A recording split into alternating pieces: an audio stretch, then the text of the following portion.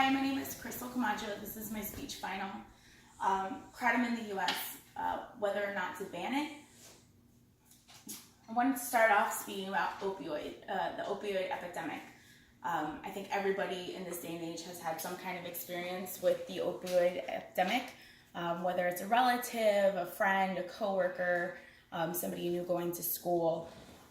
Everybody's been affected by it. From 1999 to 2016, more than 350,000 people died from overdose involving opioids, including prescription and illicit opioids. There was a total of 630,000 people that died from drug overdose, period, from 1999 to 2016, to just kind of put that into perspective for you. There were 3 waves of the opioid epidemic. The first one started in the 1990s.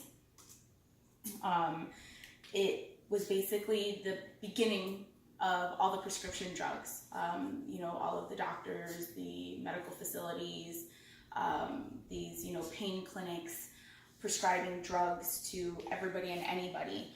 And that kind of steadily increased all the way up to about 1999. The second wave began in 2010, and that came out with a rapid increase in overdose death involving heroin.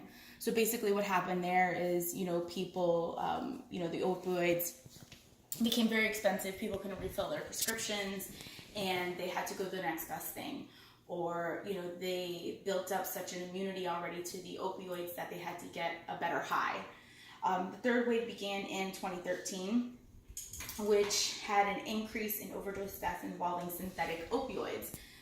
So synthetic opioids are fentanyl, mixed with heroin, counterfeit pills, cocaine.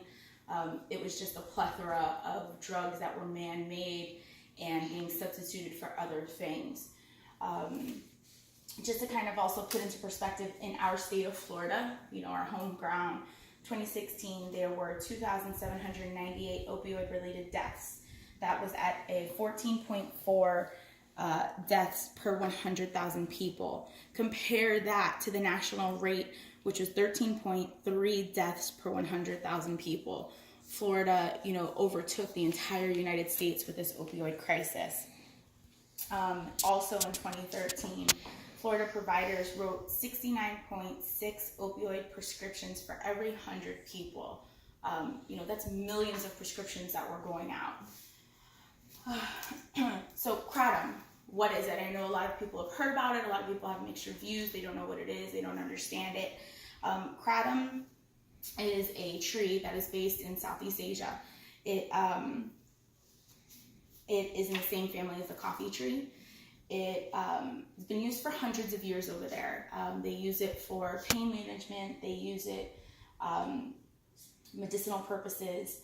They eat it raw. They chew it. They crush it. They brew it as a tea. They put it in capsules or tablets, and they also have liquids that they use it. Thailand mainly used it for many, many years for their laborers. In Southeast Thailand, they have a very big labor over there. People took it to be able to go to work the next day and have their livelihood live out. It stimulates effects how basically it gave you energy, stamina, limit your fatigue. In the US, it's been brought over and titled as an herbal supplement. It's also been an alternative for pain relief. It's been a huge alternative for withdrawals for people who have been on opioids. Kratom itself, basically how it works is it has alkaloids. The alkaloids interact with your opioid receptors in the brain, and it produces different sensations. It produces sedation, it produces pleasure, decreased pain. In large amounts, you almost get a euphoric feeling from it. And that's kind of where it's compared to being an opioid. The FDA in 2018 released a report in February saying that there is no scientific data saying that it could not be used or it could be used as medical purposes. And in the cases of people who were withdrawing from opioids, they much rather prescribe them an alternative drug. Drugs such as methadone, epinephrine, Suboxones, and like everybody knows, those are just another type of narcotic that people can abuse and you get withdrawals from, just as bad as opiates, sometimes worse. So Kratom has been used as a supplement to get off of opioids, and it's eased all of the withdrawal symptoms of opioid withdrawal. They've been reported less anxiety, stress, less fatigue, sharpened focus, and there's also been a whole bunch of other uses that they found for it: anti-inflammatories, cough suppressants, lower blood pressure, local anesthetic, lower blood sugar, anti-diarrheal. It also has been promoted to have enhanced sexual function. But again, none of these have been 100% medically proven, so it's kind of at a standstill. In regards to the deaths that have been discussed and brought out in the media on Kratom, there's 44 to date. All of them appear to have resulted in adulterated Kratom products. So basically, they were mixed with something else, laced with something else, or the person that was taking the Kratom was also taking other things, whether it be steroids, other prescription medications, other over-the-counter medications, things that had bad reactions with the Kratom or with whatever they had going on in their bodies. There's yet to be a death that is solely pinpointed on Kratom alone.